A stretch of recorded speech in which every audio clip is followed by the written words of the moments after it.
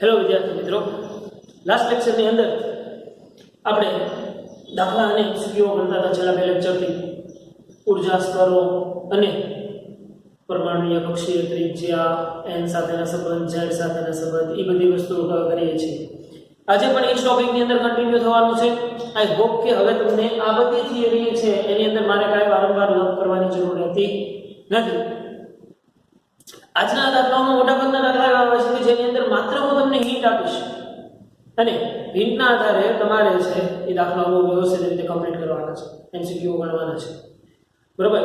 ઝડપથી જોઈ લઈએ આપણે કે ભાઈ ઇલેક્ટ્રોનનો કક્ષીય વેગ છે એ એના પરમાણુ ક્રમાંક z ના સપ્રમાણમાં અને n ના વ્યસ્ત પ્રમાણમાં છે.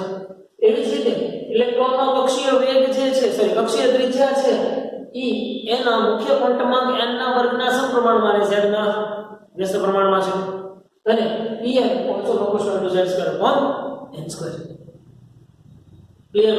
આટલી વસ્તુ જે છે ઈ આપણે ખૂબ સારી રીતે ભણી લઈશું. હવે આમાં આપણે છે ઈ આજે આગળ વધવાનું છે તો જોઈએ. આજે અત્યારે એમસીક્યુ જે છે ઈ તમારા એસએલપી ના એમસીક્યુ છે. તો એસએલપી ના આપણે 28 સુધીના લાસ્ટ ટાઈમ ક્લિયર કર્યા હતા. આજે શરૂ કરીએ 29 થી. રાઈટ? આ બધી વસ્તુ તમને છે ને હવે ખબર હોવી જોઈએ. આ જે વસ્તુ છે ને એ મારે વારંવાર રિપીટ કરવાની જરૂર રહેવી જોઈએ નહીં. તમને ખબર પડી જોઈએ ઉત્સર્જન ક્યારે કરવું, શોષણ કોને કહેવાય, પ્રથમ ઉત્તેજિત એટલે હું, ધરા અવસ્થા એટલે હું, બરાબર, ગતિ ઉર્જા, સ્થિતિ ઉર્જા, કોણ ક્યારે વધે, કોણ ક્યારે ઘટે, એ બધો સંબંધ છે હવે તમને ક્લિયર હોવો જોઈએ. રાઈટ? તો જોઈએ એમસીક્યુ નંબર 29. જેમ મુખ્ય ક્વોન્ટમાંક n વધતો જાય છે તેમ હાઇડ્રોજન પરમાણુમાં પ્રોટોન અને ઇલેક્ટ્રોનના તંત્રની સ્થિતિ ઉર્જા, આ સ્થિતિ ઉર્જા u બરાબર આપણે કઈ આવું કરતા હતા કે સ્થિતિ ઉર્જા u = -2k અને આપણને ખબર છે કે k = +En કરતા. તો હું અહીંયા u = -2e કરી નાખું તો ચાલે કે નહીં? તો તંત્રની સ્થિતિ ઉર્જા કેટલી થશે? હવે તમને ખબર છે અહીંયા તમે શું કરો છો 13.6 z² / n², બરોબર? આ બે છે. તો તમને ખબર પડે કે જો અહીંયા n વધશે એમ સ્થિતિ ઉર્જા છે એ શું થાય છે? ઘટશે. પણ શેમાં ઘટશે? જો આ નિશાની ઋણમાં છે, આ ઋણમાં છે, ખાસ જોજો. મુખ્ય ક્વોન્ટમાંક n વધશે તેમ અહીંયા સ્થિતિ ઉર્જા જો બાય નંબરિક જોવા જશો, આંકડાકીય રીતે જોવા જશો તો વધશે. પણ શેમાં? ઋણમાં. n વધશે, n વધશે તો આ વેલ્યુ છે એ શું થશે? ઘટશે. પણ શેમાં ઘટશે? ઋણમાં ઘટશે. ઋણમાં ઘટશે મતલબ ધનમાં શું થશે? વધશે. તો ખાસ યાદ રાખવાનું છે, નિશાનીઓને મેન્શન કરવાની છે. તો જે મુખ્ય ક્વોન્ટમાંક n વધશે એમ હાઇડ્રોજન પરમાણુમાં પ્રોટોન અને ઇલેક્ટ્રોનના તંત્રની સ્થિતિ ઉર્જા છે એ પણ શું થશે? વધશે. ઋણમાં ઘટશે. n વધશે એમ આ વેલ્યુ ઋણમાં ઘટશે. ઋણમાં ઘટે એટલે અહીંયા આપણે લખીએ કે ઋણમાં ઘટે, ઋણમાં ઘટે અને ધનમાં વધે. સિમ્પલ. એની પછી હાઇડ્રોજન પરમાણુમાં n = 10 વાળી કક્ષામાં ઇલેક્ટ્રોનની સ્થિતિ ઉર્જા કેટલી હશે? સિમ્પલ. સ્થિતિ ઉર્જામાં આ જ પ્રમાણે આગળ વધશું. હાઇડ્રોજન પરમાણુ માટે કીધી છે u = -2k, k = +2En. e મૂકી દો કિંમત તો u = તમારી પાસે હવે તો સમીકરણ છે તે 13.6 z² / n². કયો પરમાણુ કીધો છે? હાઇડ્રોજન પરમાણુ. એટલે z = 1 અને n = 10 મૂકી દો તમને મળી જશે. શેમાં શું મળી જશે? એની સ્થિતિ ઉર્જા in ઇલેક્ટ્રોવોલ્ટ. મળી જાય કે નહીં? પણ આ એક સંબંધ છે એ સમજવો ખૂબ મહત્વનો છે. એટલે હોપ કે હવે આની અંદર કોઈને કઈ કન્ફ્યુઝન રહેવું જોઈએ નહીં. બરાબર? તો વધીએ એનાથી આગળ. તો કે ભાઈ 38માં MCQ કે એક હાઇડ્રોજન પરમાણુ ધરા સ્થિતિમાં 12.1 ઇલેક્ટ્રોન ઉર્જાવાળા ફોટોનનું શોષણ કરે છે. હવે એક ઇલેક્ટ્રોન જે ધરા સ્થિતિની અંદર છે, ધરા સ્થિતિની અંદર છે મતલબ એની પાસે -13.6 ઇલેક્ટ્રોન ઊર્જા ઓલરેડી છે અને ઈ 12.1 ઇલેક્ટ્રોન ઊર્જા શોષણ કરે છે તો કોણીય વેગમાનમાં થતો ફેરફાર શોધો હવે શું જો પહેલા ઓલરેડી ધરા સ્થિતિમાં મતલબ n બરાબર 1 માં છે n બરાબર 1 માં ઈ 12.1 ઇલેક્ટ્રોન ઊર્જા શોષે છે તો પહેલા તો પ્રથમ એની ઈ કઈ કક્ષામાં જવા માટે કેપેબલ થયો કહેવાશે તો કે ડેલ્ટા ઈ કેટલું થશે 13.6 12.1 એટલે આ તમને મળશે 1.5 ઇલેક્ટ્રોન સમથિંગ મળશે તો જુઓ જો ઊર્જાનો ફેરફાર 1.5 એટલે કેટલો થયો અહીંયા n બરાબર 3 ની કક્ષામાં જવા માટે કેપેબલ છે n બરાબર 1 માં તો ઓલરેડી છે જ તે હવે શેના માટે છે ક્યાં જવા માટે કેપેબલ છો n બરાબર 3 માં વેગમાનમાં થતો ફેરફાર હોય વેગમાન v સોરી l વેગમાન l ઇઝ ઇક્વલ ટુ શું થશે n is 1/2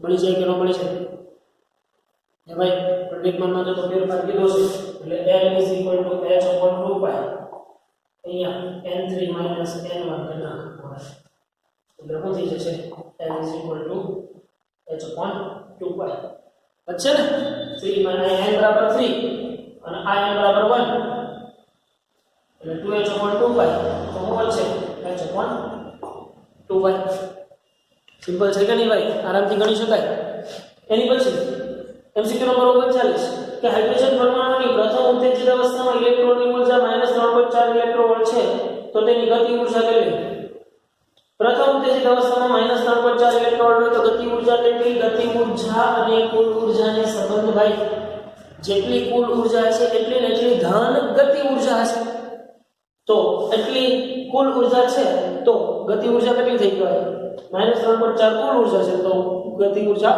+3.4 થઈ ગઈ કહેવાય કે નહીં સિમ્પલ છે આના વિશે આપણે અગાઉ પણ ઘણી ચર્ચા કરી હશે એની પછી 40 MCQ હિલિયમમાં n બરાબર 3 કક્ષામાં ઇલેક્ટ્રોનને અનંત અંતર મોકલવા માટે કેટલી ઊર્જાની જરૂર પડે પણ હિલિયમ કીધું છે તો પહેલા તો જોઈએ કે હિલિયમમાં n બરાબર 3 માં પડેલા ઇલેક્ટ્રોનની ઊર્જા કેટલી છે તો કે ઊર્જા E = શું થઈ જશે -10.6 z² / n² હિલિયમ કીધો છે એટલે -10.6 z² એટલે z એટલે 2 નો સ્ક્વેર હિલિયમ એટલે થાય એટલે સીધા અહીંયા ચાલકનો કોઈ હાલે ને 4 ડિવાઇડ બાય કેટલા કક્ષામાં ત્રીજી કક્ષામાં 3 તેરીને 9 તો આ જેટલી ઊર્જા જે મળશે એ તમને સમથિંગ નેગેટિવ ઇલેક્ટ્રોવોલ્ટ મળશે એટલી ને એટલી ઊર્જા પોઝિટિવ ઇલેક્ટ્રોવોલ્ટ છે એટલે ઊર્જાની જરૂર પડશે ખાસ યાદ રાખજો આનો જવાબ છે પોઝિટિવ માં આવશે કેમ કે આ મળશે તમને નેગેટિવ માં ઊર્જા મળશે એની બંધન ઊર્જા થઈ એને દૂર કરવા માટે એટલી ઊર્જા પોઝિટિવ આપવી પડશે કે નહીં સમજાય છે ને ભાઈ ઈઝી વસ્તુ છે એટલે હું થોડો ફાસ્ટ ચાલુ છું નંબર 41 હાઇડ્રોજન આયોનાઇઝેશન ઊર્જા 13.6 ઇલેક્ટ્રોવોલ્ટ છે જો બીજી કક્ષામાંથી ઇલેક્ટ્રોનને દૂર કરવા માટે આપવી પડતી ઊર્જા બીજી કક્ષામાંથી ઇલેક્ટ્રોનને દૂર કરવા માટે આપવી પડતી ઊર્જા બીજી કક્ષામાં રહેલા ઇલેક્ટ્રોન પાસે ઊર્જા કેટલી છે -3.4 છે હવે e ઇલેક્ટ્રોનને ત્યાંથી દૂર કરવો હોય તો +3.4 ઊર્જા છે એ આપવી પડે કે એટલે શું કહું છું આ ચાર્ટ વારંવાર યાદ રાખજો એટલે આ ચિત્ર મગજમાં છે ને તો તમે દાખલો ચપટી વગાડતા સોલ્વ કરી નાખશો કીધું ને બીજી કક્ષામાં ઇલેક્ટ્રોનને દૂર કરવો હોય તો ભાઈ બીજી કક્ષામાં કેટલાથી સંકળાયેલો છે 3.4 થી સંકળાયેલો છે તો +3.4 આપો ને શું વાંધો છે આપી છે બરોબર તો ઈઝી વસ્તુ છે વધી આગળ રીલમાં કક્ષાનો પારિમાણિક સૂત્ર ઇટ્સ સો વેરી પપ્પુ થિંગ હિયર સમજો ને ભાઈ આપણી પાસે છે 1/λ = r 1/n² - 1/n². હવે આને કઈ પરિમાણ સૂત્ર પરિમાણ છે નહીં તો આ આવું આ ક્વેશ્ચન 1/λ તો લેમ્ડા નું શું થાય છે 1/m તો r = મીટર ઇન્વર્સ થાય છે આનો એકમ તો હું દીધા m0 l - 1 30 જેને સિમ્પલ વસ્તુ પરિમાણિક સૂત્ર ગોતવું એનો કઈ રૂપ છે નહીં હાઇડ્રોજન પરમાણુમાં n ની બહાર કક્ષામાં રહેલા ઇલેક્ટ્રોનના રેખીય વેગ નીચેનામાંથી કોના સમપ્રમાણમાં છે રેખીય વેગને n ને શું સંબંધ છે v proportional to z by n તો હાઇડ્રોજન પરમાણુ કેટલું છે એટલે z એટલે કે 1 તો v proportional to 1 upon n શેના સમપ્રમાણમાં છે 1 upon n ના સમપ્રમાણમાં છે. એની પછી હાઇડ્રોજન પરમાણુમાં n ની કક્ષામાં રહેલા ઇલેક્ટ્રોનનો કોણીય વેગ નીચેનામાંથી કોના સમપ્રમાણમાં છે. હવે કોણીય વેગ છે એ કેમ શેના માટે આપણે કેવી રીતે આપ્યું છે ઓમેગા સ્વરૂપ આપ્યું છે. ઓમેગા આપણે કેવી રીતે આપશું ઓમેગા શું થશે 2π/t થશે. પણ હવે એક રિલેશન તમારે બધાને તારવવાનું છે. ખાસ હું કહું છું કે આવર્તકાળ t છે ને એને n સાથે શું સંબંધ છે તો કે t proportional to n cube થશે. t proportional to n cube થશે અને એ તમારે બધાય મેળવવાનો છે આની ઉપરથી મળી જશે તમને. v શું થાય 2πr/t થાય કે નહીં v 2πr/t r ની કિંમત મૂકો v ની કિંમત મૂકો એમાંથી t ને સૂત્રમાં કરતા કરો તો t ને n સાથે તમારો સંબંધ છે ને એ આવો કંઈક મળશે. બધા સાદુરૂપ આપશો અને હોમવર્ક ની અંદર એ આવર્તકાળ t proportional to n cube છે ને તમે કાર્ડિંગ દેખાડશો. જો ન હોય તો મને મેસેજ કરજો તો તારે હું એનું સોલ્યુશન મોકલીશ. પણ બહુ ઈઝી વસ્તુ છે v 2πr/t કરો v ની કિંમત મૂકો r ની કિંમત મૂકો t ને સૂત્રમાં કરતા કરો તો t proportional to તમને n cube મળશે. તો કોણીય વેગ શું થશે તો કે કોણીય વેગ ઓમેગા also 2π/n cube એટલે proportional to માં આપણે કાઢવું પડશે. તો t proportional to n cube તો omega proportional to 1 upon n cube એટલે તો રેખીય વેગ છે એ 1 upon n ના સમપ્રમાણમાં છે અને કોણીય વેગ છે એ 1 upon n cube ના સમપ્રમાણમાં છે. સિમ્પલ. એની પછી હાઇડ્રોજનના બોહર મોડેલમાં n = 2 અને n = 1 કક્ષામાં ઇલેક્ટ્રોનના એક પરિભ્રમણના સમયગાળાનો ગુણોત્તર શોધો. સમયગાળાનો ગુણોત્તર કીધું ને t proportional to n cube હોય t proportional to n cube હોય તો વેગનો ગુણોત્તર કીધું છે તો v1/v2 = n1 cube by n2 cube. તમને ક્યાં ક્યાં કીધું છે n = 2 અને n = 1 n = 2 એટલે કેટલું થશે 2 નો ક્યુબ / 1 ક્યુબ એટલે 8/1 મળી જાય કે નહીં. 2 અને 1 નો કીધો 1 અને 2 નો કીધો 1 અને 2 નો કીધો હોય તો 1/8 આવશે એટલે અહીં આવશે 8/1. એની પછી 48 હાઇડ્રોજન પરમાણુ ધરા સ્થિતિમાં પ્રથમ ઉત્તેજિત અવસ્થામાં જાય ત્યારે તેના ઇલેક્ટ્રોનની કક્ષાની ત્રિજ્યા ધરા સ્થિતિમાંથી પ્રથમ ઉત્તેજિત અવસ્થા ધરા એટલે n = 1 થાય તો r proportional to n square છે. તો તમને ખબર છે કે r2/r1 = n2 ² / n1 ². હવે ધરા સ્થિતિ એટલે n = 1 તો પ્રથમ ઉત્તેજિત એટલે શું થશે 2 ² / 1 ² એટલે શું થઈ જશે 4. તો તમને ખબર પડી ગઈ કે r2 = 4r1 થઈ જશે. મતલબ કે એની ઇલેક્ટ્રોનની કક્ષીય ત્રિજ્યા કેટલી થશે 4 ગણી થશે. સિમ્પલ. સમજાય જાય વસ્તુ છે. વધી એનાથી આગળ હવે વાત કરીએ દાખલાઓ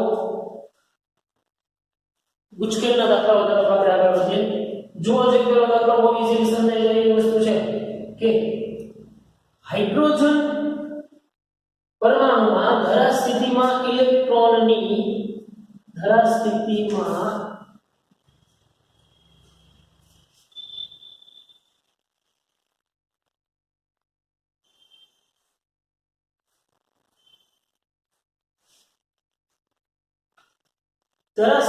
ઇલેક્ટ્રોનની કક્ષાની સ્થિતિ ઊર્જા -e છે તો તેની ગતિ ઊર્જા કેટલી થાય. ગતિ ઊર્જા સ્થિતિ ઊર્જાનો સંબંધ છે ભાઈ. હવે તો ખબર પડી જઈને આપણને e = -2k. તો સ્થિતિ ઊર્જા બરાબર -e છે તો ગતિ ઊર્જા શું થશે ગતિ ઊર્જા k = શું થશે u/2 થશે. થશે કે નહીં. આ બાજુ માઈનસ છે તો -k = -e/2 minus minus cancel તો k = શું થઈ જશે e/2. સિમ્પલ કે નહીં. અને ગતિ ઊર્જા તો હંમેશા કેવી આવવાની છે ધન આવવાની છે કે નહીં. એની પછી જો હાઇડ્રોજન પરમાણુની દ્વિતીય કક્ષામાં ઇલેક્ટ્રોનનો કોણીય વેગ L હોય તો તેની ચતુર્થ કક્ષામાં કોણીય વેગમાન કેટલું હશે? જો તમે અહીંયા તમને કોણીય વેગમાન L જે છે એ કીધું જ્યારે n બરાબર 2 માં છે ને ત્યારે L1 L છે.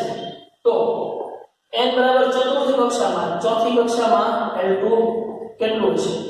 તો તમે કરો છો L2 L1 n2 n1 n2 કેટલું છે 4 4/2 L2 L1 કેટલા છે 2 L2 2L1 થઈ જશે. તો જેને L લીધું છે આપણે L લીધી. સિમ્પલ કે નહીં? સમજી શકાય એવી વસ્તુ છે. વધી એનાથી આગળ પૂછગીરમાં તો કે હાઇડ્રોજન પરમાણુ માટે ઇલેક્ટ્રોનની પ્રથમ ઉત્તેજિત અવસ્થા અને ધરાવસ્થાની કક્ષાઓના ક્ષેત્રફળ ગણવું. તો ભાઈ ઇલેક્ટ્રોન જે વર્તુળાકાર માર્ગે ગતિ કરતો હોય તો વર્તુળાકાર આડછેદનું ક્ષેત્રફળ આપણે શું કહીએ છીએ? A r square. And we also know about કે r also proportional to n square. તો આની ઉપરથી હું કહું છું જો a મતલબ a proportional to r square અને r proportional to n square. તો આની પરથી હું કહી શકું કે a proportional to n ની 4 ઘાત કહી શકાય કે નહીં? a proportional to r square but r square also proportional to n square. તો a also proportional to n ની 4 ઘાત થશે. તો પ્રથમ ઉત્તેજિત અવસ્થા અને ધરાવસ્થા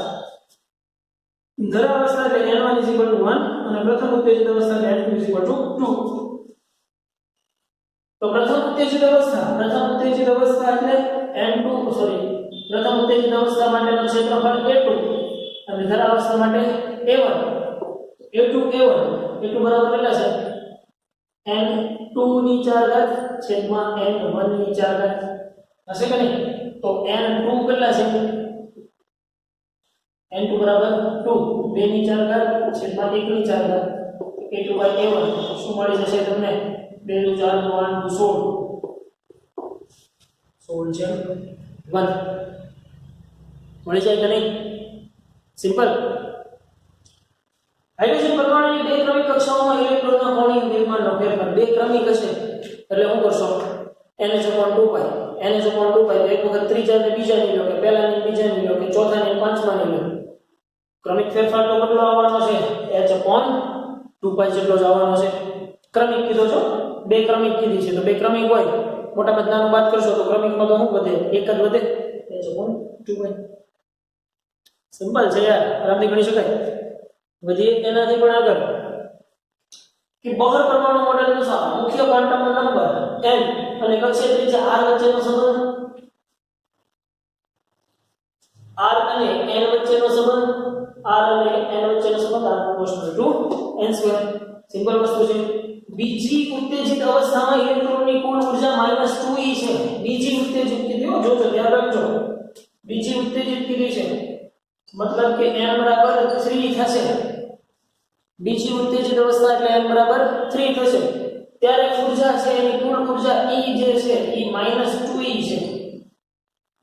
આ જ અવસ્થામાં તેની યોગ્ય સંજ્ઞા સાથેની સ્થિતિ ઊર્જા કેટલી થશે? સ્થિતિ ઊર્જા U શું થશે? -2e થશે કે નહીં? પણ E તો શું છે? -2e છે. -2 into 2e u is equal to કેટલી થઈ જશે? 4 4e થઈ જાય કે નહીં?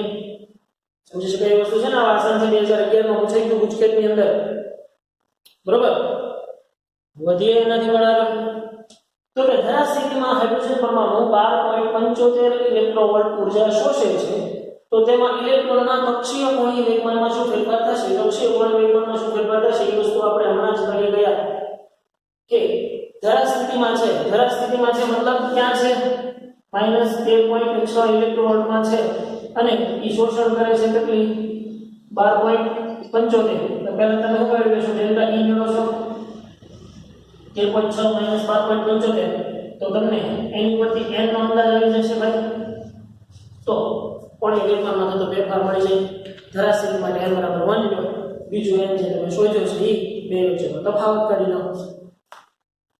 ગણો કે નહીં આવવાનો MCQ આગળ? તો આવડવો જોઈએ 2012 માં પૂછાયેલી વાત છે એટલે ઓલરાઈટ એનાથી આગળ જઈએ તો જે મેઇનમાં પૂછાયેલા એમસીક્યુ જે મેઇનમાં પૂછાયેલા એમસીક્યુ નંબર 1 હાઇડ્રોજન પરમાણુ તેના આયનીકરણ કરવા માટે તે કોઈ 6 ઇલેક્ટ્રોન ઉર્જાની જરૂર પડે છે તો n બરાબર 2 માંથી ઇલેક્ટ્રોનને ઉત્સર્જિત કરવા માટે કેટલી ઉર્જાની જરૂર પડશે હવે તમને સિમ્પલ યાદ આવી જવું જોઈએ n બરાબર 1 એટલે 1.6 n બરાબર 2 એટલે 3.4 તો E -3.4 ઇલેક્ટ્રોન ઉર્જાથી જોડાયેલો છે પણ તમને અહીંયા કીધું છે કે એને ઉત્સર્જિત કરવા માટે મતલબ દૂર કરવા માટે ઉર્જા કંઈક આપવી પડશે તો ઓલી -3.4 જેટલી પ્લસ ઉર્જા એને આપવી પડે તો આન્સર કોણ આવશે સી ગણવાની જરૂર ન પડે નહીતર ગણી શકો E = -0.6 z² / n² હાઇડ્રોજન છે એટલે z બરાબર 1 n બરાબર 2 ગણ તો એ 3.4 જ આવે પણ એની કરતા મેં કીધું છે આટલી વેલ્યુ છે ને યાદ રહેવી જોઈએ એટલે ફટાફટ એમસીક્યુ સોલ્વ થતા થાય બરાબર નંબર 2 હાઇડ્રોજન પરમાણુની બંધન ઉર્જા 13.6 ઇલેક્ટ્રોવોલ્ટ છે તો લિથિયમની પ્રથમ ઉત્તેજિત અવસ્થામાંથી ઇલેક્ટ્રોનને દૂર કરવા માટે જરૂરી ઉર્જા કેટલી હવે લિથિયમ કીધો છે અહીંયા જો તો પછી ડાયરેક્ટ આવી જાય પછી પ્રથમ ઉત્તેજિત n બરાબર 2 એટલે પછી 3.4 નહીં પણ અહીંયા વાત કરી છે લિથિયમની તો શું કરશો સિમ્પલ વસ્તુ છે ભાઈ E = -13.6 z² / n² થાય છે લિથિયમ છે એટલે લિથિયમ છે એટલે z બરાબર 3 કેને અને પ્રથમ ઉત્તેજિત સ્થિતિ છે એટલે n બરાબર 2 મૂકો E = -13.6 ગુણ્યા z² એટલે 3 કરીને 9 / n² એટલે 2 દુને 4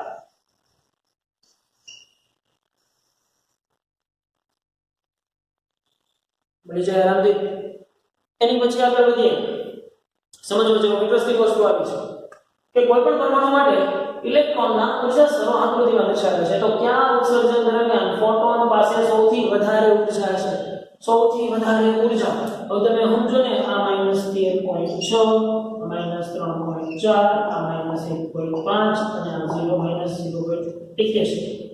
બરાબર તો સૌથી વધારે કઈ સંખ્યામાં જો પહેલામાંથી જો પણ અહીંયા કે આ ઉત્સર્જન માટે સૌથી પહેલા તો ઉત્સર્જન ક્યારે થશે જ્યારે આમ આવશું ત્યારે કે આમ આવશું ત્યારે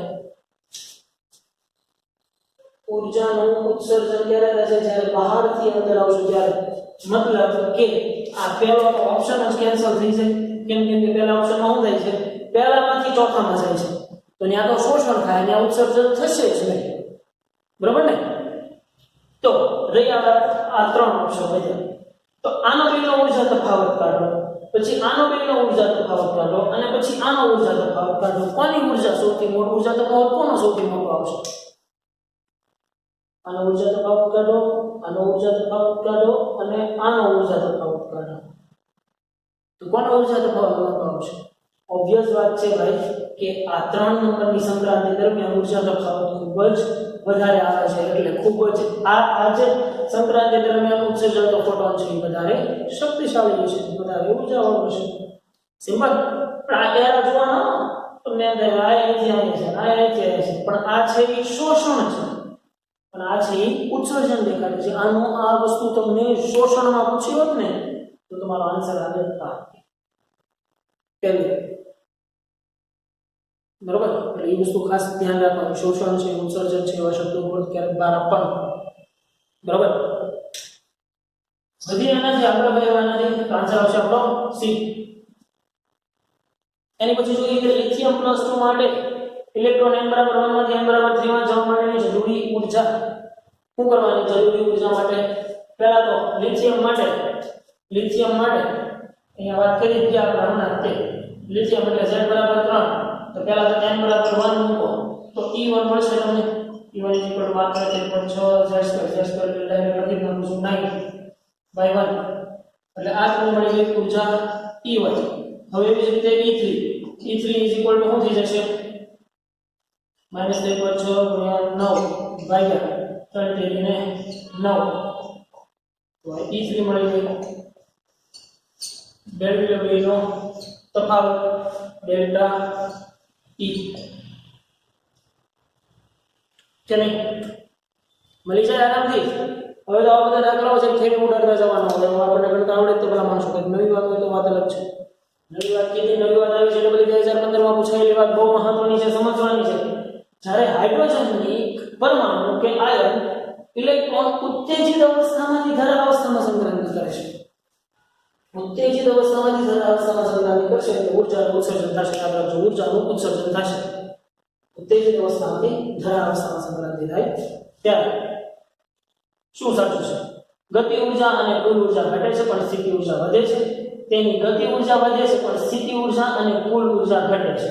સૌથી પહેલા તો તમે એ જુઓ કે જ્યારે ઉત્તેજિત અવસ્થામાંથી ધરા અવસ્થામાં આવશે એટલે ઋણમાં ઊર્જા વધશે અને ધનમાં ઊર્જા ઘટશે। મતલબ કે જેમ નજીક જશે એની ગતિ ઊર્જા તો ડેફિનેટલી વધવાની છે। ગતિ ઊર્જા છે એ શું થશે? વધશે। કેમ કે ઇલેક્ટ્રોન ન્યુક્લિયસ કેન્દ્રની જેમ નજીક આવશે એમ એનો વેગ વધશે કે નહીં? કે નહીં? તો એનો વેગ વધશે મતલબ ગતિ ઊર્જા વધે છે। તો આ ઓપ્શન અને બી ઓપ્શનમાં વિચારીએ આપણે ગતિ ઊર્જા વધે પણ સ્થિતિ ઊર્જા અને કુલ ઊર્જા ઘટે છે। સ્થિતિ ઊર્જા શું કામ ઘટે છે? કેમ કે ઋણમાં ઊર્જા વધી છે ધનમાં નહીં। ઋણમાં ઊર્જા વધી છે પણ ધનમાં ઊર્જા શું થઈ છે? ઘટી છે। ધનમાં ઊર્જા ઘટી છે એટલે સ્થિતિ ઊર્જા અને કુલ ઊર્જા છે એ શું થાય છે? ઘટે છે એમ કહેવાય છે। શું સમજ્યા? ગતિ ઊર્જા તો વધે એ સમજાણું પણ અહીંયા ઊર્જા વધે છે પણ ઋણમાં વધે છે।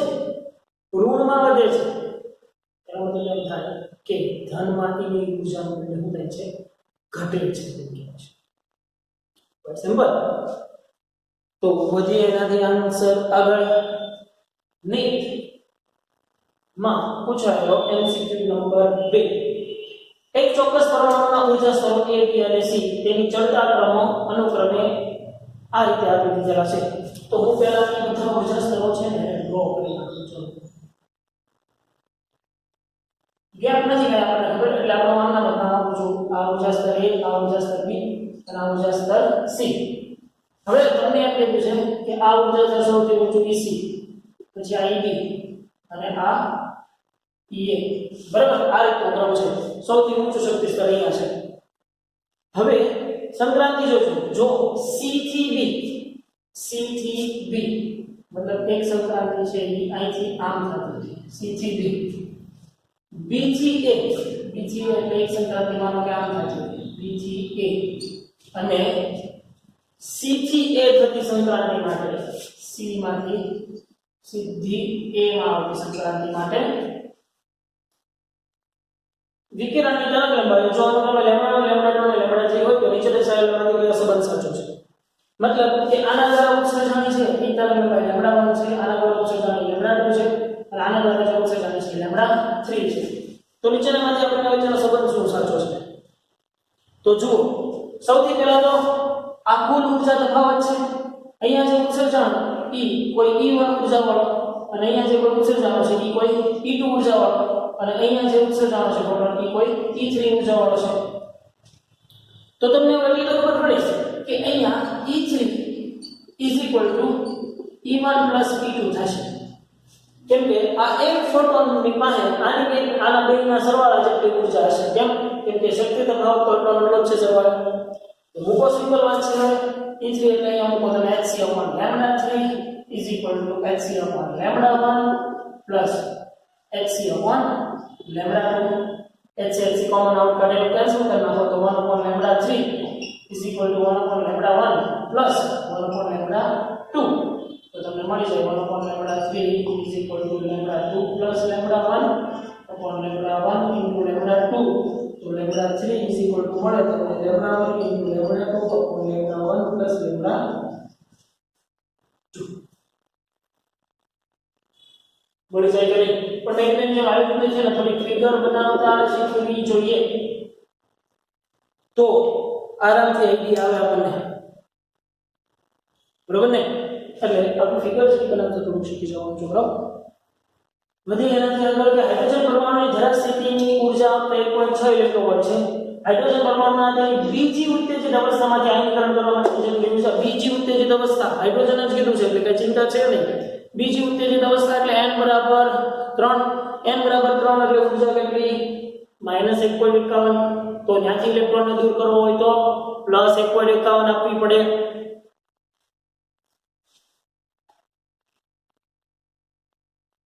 1991 ની અંદર આવી વાત પૂછાઈ ગઈ આપણે ધ્યાન રાખવાનું પાછું બહોળાઈ ત્રિજ્યા A0 ના રૂપમાં હાઇડ્રોજન પરમાણુની બીજી કક્ષાની બહોળાઈ ત્રિજ્યા ખાલી જગ્યા વડે આપી શકાય બીજી કક્ષાની બહોળાઈ ત્રિજ્યા મતલબ આપણને ખબર છે કે r પ્રપોર્શનલ શું થાય છે r proportional two n square તો બીજી બહોળાઈ કક્ષાની ત્રિજ્યા કેટલી થશે જે જૂની છે એના કરતા 4 ગણી થશે તો મૂકવો પડશે ગુણોત્તર એટલું તો આવડશે ને n બરાબર 1 માટે A0 અને n બરાબર 2 માટે r ગુણોત્તર લઈ લો સિમ્પલ વાત થઈ ભાઈ એની પછી હાઇડ્રોજન પરમાણુની આયનીકરણ ઉર્જા 13.6 ઇલેક્ટ્રોવોલ્ટ છે બોહરની થિયરી અનુસાર ત્રીજી અને ચોથી કક્ષાની વચ્ચેની સંક્રાંતિ માટેની ઉર્જા ખાલી થઈ ગયો કારણ ત્રીજી અને ચોથી બે ઉર્જા તત્વ લઈ લો 1.51 -0.81 કરી નાખો એટલે તમને મળી જાય આન્સર સીધું સિમ્પલ બરોબર કે નહીં એ જ પૂછ્યું છે ને અહીંયા ત્રીજી અને ચોથી કક્ષા વચ્ચેની સંક્રાંતિ માટેની ઉર્જા તો ત્રીજી અને ચોથી માટે આ છે 1.51 એ બીજી છે 0.81 તફાવત લઈ લો સિમ્પલ હવે 1994 માં બહુ મસ્ત વાત પૂછવાનું સમજો એક હાઇડ્રોજન પરમાણુ તેની ધરા સ્થિતિમાં ત્રિજ્યા પોઈન્ટ આટલી ત્રિજ્યા છે જેને હું A0 નામ આપી દઉં ત્યારે સરળતા જ્યારે તેને ઇલેક્ટ્રોન સાથે અથડાવવામાં આવે છે ત્યારે એની કક્ષીય ત્રિજ્યા જે છે ને 21.2 × 10⁻11 જેટલી થઈ જાય છે તો પરમાણુની અંતિમ સ્થિતિ માટે મુખ્ય ક્વોન્ટમ અંક n શું છે મતલબ હાઇડ્રોજન પરમાણુ નોર્મલ ધરાવસ્થામાં રહેલો ઇલેક્ટ્રોન છે ને એ કેટલું હતું ત્યારે એની કક્ષીય ત્રિજ્યા એટલી હતી પણ ત્યાં અથડામણ દરમિયાન એ કક્ષીય ત્રિજ્યા વધીને આટલી થઈ જાય છે તો એનો ક્વોન્ટમ અંક કેટલા મળ્યો કે તો કે ભાઈ જુઓ મને આટલી ખબર છે અને આ સમીકરણ ઉપરથી મને આટલી ખબર છે કે rn proportional two n² / z² થાય પણ આ સપ્રમાણતાનો અચળાંક દૂર કરું ને તો rn = n² / z² * a0 થાય કે નહીં તો જુઓ છે તમને આ બધી ખબર પડે અહીંયા હાઇડ્રોજન કીધું છે એટલે z બરાબર તો સમજી જશો 1 થઈ જશે મતલબ આનો મતલબ એમ થયો કે rn = n² * a0 થઈ ગયું તો r તમને આપી દીધું છે ફાઇનલ ત્રિજ્યા અને જો n બરાબર 1 માં હોય તો ત્રિજ્યા a0 થાય છે n² = તમે કરી શકો rn / a0 અને n = તમે કરી શકો √rn / a0 આની પરથી તમને એનો ક્વોન્ટમ અંક જે છે મળી જાય ભાઈ આરામથી કે નહીં રેડી તો વધે એનાથી આગળ હવે એની જ વાત આવી ભાઈ કે જ્યારે હાઇડ્રોજન પરમાણુ તેની ધરાવસ્થામાંથી ઉત્તેજિત અવસ્થામાં લઈ જવામાં આવે છે ત્યારે તેની સ્થિતિ ઊર્જા ઘટે અને ગતિ ઊર્જા વધે સ્થિતિ ઊર્જા વધે અને ગતિ ઊર્જા ઘટે અહીંયા ઓલાથી ઉલટું છે ઓલા પણ આપણે શું હતું ઉત્તેજિતમાંથી ધરામાં જતા હતા અહીંયા તો શું કહે છે ધરાવસ્થામાંથી ઉત્તેજિત અવસ્થામાં તો ધરાવસ્થામાંથી ઉત્તેજિત અવસ્થામાં લઈ જશો એમ ગતિ ઊર્જા ઘટશે અને સ્થિતિ ઊર્જા વધશે ગતિ ઊર્જા ઘટે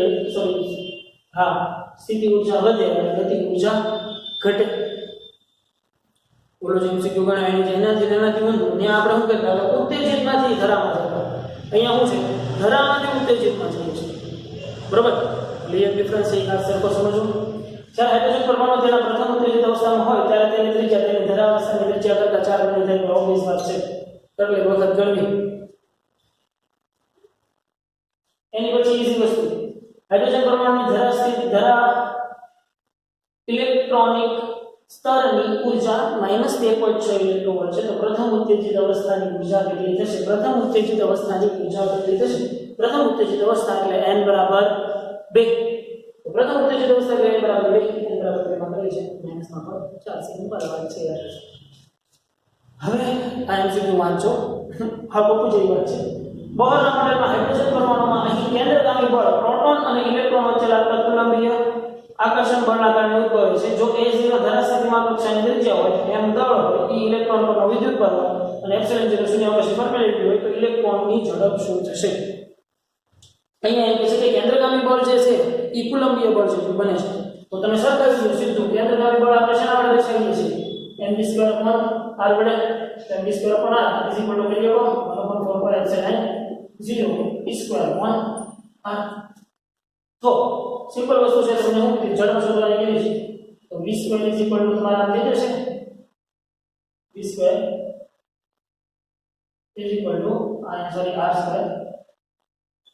1/4π0 e² r upon m r² एक r कैंसिल तो v² e² upon 4π0 m r तो v થઈ જશે e² આ બાજુ સ્ક્વેર ઉપર આ બાજુ રૂટ લાગે e under 4π0 m r. Simple કે નહીં? બહુ ઈઝી પપ્પુ જો દાખલો છે ભાઈ, થોડું કોમર્સ તો ખાલી ધ્યાન રાખવાનું ભાઈ. એની પછી હાઇડ્રોજનની પ્રથમ ઉત્તેજિત અવસ્થામાં ઇલેક્ટ્રોનની કુલ ઊર્જા આશરે -9.4 ઇલેક્ટ્રોવોલ્ટ છે. તો આ અવસ્થામાં તેની ગતિ ઊર્જા ભાઈ ગતિ ઊર્જા જેટલી ઊર્જા હોય એટલી ને એટલી પ્લસ હોય. હવે કેટલીક વખત કેવું એક વાત તો આવી પપ્પુ જેવી વાત 2005 માં પૂછાઈ ગયેલી છે એટલે ખાસ યાદ રાખવાનું છે કે અહીંયા જેટલી ઊર્જા દેખાડી છે એની કુલ ઊર્જા છે જે ઋણમાં હશે અને એની ગતિ ઊર્જા છે એ એટલી ને એટલી ધન હશે. એની પછી હાઇડ્રોજનની ધન સ્થિતિમાં ઇલેક્ટ્રોનની કુલ ઊર્જા -13.6 ઇલેક્ટ્રોન છે. તો પ્રથમ ઉત્તેજિત અવસ્થામાં ઇલેક્ટ્રોનની કુલ ગતિ ઊર્જા પ્રથમ ઉત્તેજિત અવસ્થા એટલે n બરાબર 2. n બરાબર 2 માં કુલ ઊર્જા કેટલી? -3.4. તમને અહીંયા પૂછી છે એની ગતિ ઊર્જા તો એટલી ને એટલી પ્લસ. સિમ્પલ કે નહીં યાર? બહુ ઈઝી વસ્તુ છે. એની પછી 19 હાઇડ્રોજન પરમાણુની ધન સ્થિતિમાં ઇલેક્ટ્રોનની ઊર્જા 13.6 ઇલેક્ટ્રોન છે અને તેને ધરાવસ્થા પછીની ઉચ્ચ સ્થિતિએ ઉત્તેજિત કરવા માટેની જરૂરી ઊર્જા ઉત્તેજિત કરવા માટેની જરૂરી ઊર્જા છે. ધરાવસ્થામાં એની પાસે ઓલરેડી 13.6 છે તે તો પ્રથમ જો એની પછી મતલબ n બરાબર 2 માં ઊર્જા કેટલી થશે? તો n બરાબર 2 માં ઊર્જા કેટલી થશે? -3.4 થશે. તો ઉત્તેજિત કરવા માટે કેટલી ઊર્જા મળશે? આપણે ઊર્જાના તફાવત જેટલી થઈ જશે 10.3 ઇલેક્ટ્રોવોલ્ટ. સિમ્પલ. ઉત્તેજિત કરવા માટે પૂછ્યું છે મતલબ કે એને n બરાબર 1 માંથી n બરાબર 2 માં લઈ જવા માટે કેટલી ઊર્જા આપવી પડશે એમ પૂછે છે. એની પછી હાઇડ્રોજન પરમાણુની ધન સ્થિતિમાં ઊર્જા -1.6 ઇલેક્ટ્રોન છે. તો હિલિયમ આયનની પ્રથમ ઉત્તેજિત અવસ્થા હિલિયમ આયન છે. હિલિયમ આયન છે એટલે Z બરાબર 2. પ્રથમ ઉત્તેજિત છે એટલે Z બરાબર 2 એટલે કેટલી વધશે? -13.6 વધશે. કેમ કે -13.6 z² n² z એટલે 2 તેનો વર્ગ 4 છેદમાં n એટલે 2 તેનો વર્ગ 4 4 કેન્સલ તો -13.6 વધશે. ઓલરાઈટ. 29 હિલિયમ ત્રીજી કક્ષામાં રહેલા ઇલેક્ટ્રોનની નિરપેક્ષ ઝડપ શોધો. સીધે આ સમીકરણમાં કીધું મૂકી હિલિયમ કીધું છે એટલે z બરાબર 2 અને ત્રીજી કક્ષામાં એટલે n બરાબર 3 ગણી લો ગણતરી. સિમ્પલ વસ્તુ છે. એની પછી એમ્સમાં પૂછાયેલી એવી વાતો કે હાઇડ્રોજનની દ્વિતીય કક્ષામાં રહેલા ઇલેક્ટ્રોનનું બોહર મોડેલના આધારે વેગમાનની ચાલ માત્રા દ્વિતીય કક્ષા લીધું છે. वेगमान L = nh/2 द्वितीय कक्षा के n बराबर 2 मतलब 2h/2 तो 2 2 कैंसिल तो 2 बचશે h/π. तो पूछे वस्तु 2000 માં પૂછાઈ ગઈ એમ્સમાં. ધેન હિલિયમ આયનની પ્રથમ કક્ષામાં ઊર્જા કેટલી? Helium ion -13.6 z² n² helium લીધો છે એટલે z બરાબર 2 પ્રથમ કક્ષા એટલે n બરાબર 1 13.6 ગુણ્યા 4 54.4. એની પછી હિલિયમ આયનની દ્વિતીય ઉત્તેજિત અવસ્થામાં રહેલા ઇલેક્ટ્રોનના કોણીય વેગમાન દ્વિતીય ઉત્તેજિત અવસ્થા એટલે n બરાબર 3. સિમ્પલ. દ્વિતીય ઉત્તેજિત અવસ્થા એટલે n બરાબર 3 કોણીય વેગમાન L બરાબર nh/2 n બરાબર 3 તો 3h/2. નંબર 7 એક તૃતીય આયનીકરણ પામેલા બેરિલિયમની કક્ષીય ત્રિજ્યા હાઇડ્રોજનની ધન સ્થિતિની કક્ષીય ત્રિજ્યા જેટલી છે. તો બેરિલિયમનું ક્વોન્ટમ પહેલો દાખલો આપણે ગણ્યો હતો આજથી 1 ને 2 લેક્ચર પહેલા. સેમ એની જેવો દાખલો છે જે તમારે જાતે કરવાનો છે. હું કીધું છે આની ધરા અવસ્થા અને ઓલાની n ની અવસ્થા બેની કક્ષીય ત્રિજ્યા સરખી છે તો એકનું n શોધી નાખો. એકની ધરા અવસ્થા કેટલી છે એટલે એક માટે n બરાબર 1 લઈ લેજો, બીજા માટે n શોધી નાખો સરખાવીને. મળી જાય કે નહીં? It's a quite very simple. તો આજના લેક્ચરની અંદર ભાઈ આપણે રાખીએ અહીંયા સુધી. આઈ હોપ કે આ બધી વસ્તુ છે ને ખૂબ સારી રીતે હવે તમને ક્લિયર હશે અને સારી રીતે ક્લિયર રાખવાની પણ છે. બધા દાખલાઓ છે એ તમારે ફરજિયાત ગણવાના છે. હોમવર્કની સ્લાઇડ જે છે હું તમને ઝડપથી લખાવી દઉં, નોટ ડાઉન કરી લ્યો. એસએલપી ના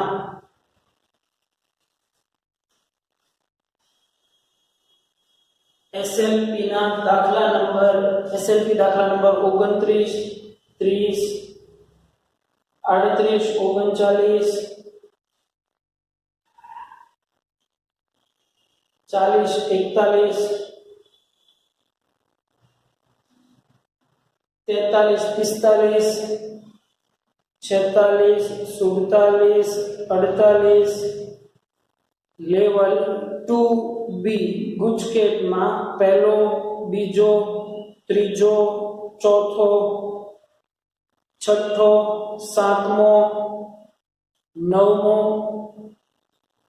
લેવલ 3A જેઈ મેં પહેલો, બીજો, ત્રીજો, છઠ્ઠો, 11મો.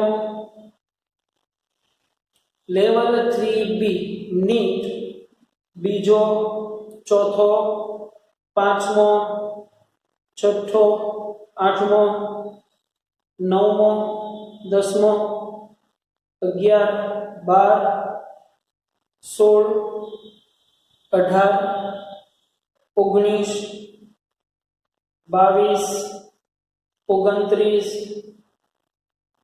લેવલ 3C એમ્સ પહેલો, બીજો, ત્રીજો અને સાતમો. આ આટલી વસ્તુ જે છે એ તમારે હોમવર્કની અંદર વન ટાઈમ રહેવાની છે. આઈ હોપ કે હવે આ બધી વસ્તુ છે ને ખૂબ તમને સારી રીતે ખબર છે. ભાઈ હું વારંવાર આ બધી વસ્તુ વારંવાર કોર્નરમાં લખેલી નહીં હોય, આપણને ફટાફટ યાદ જ હોવી જોઈએ. બરાબર? તો રાખીએ આજના લેક્ચરની અંદર એટલું. મળીએ પાછા નેક્સ્ટ લેક્ચરથી.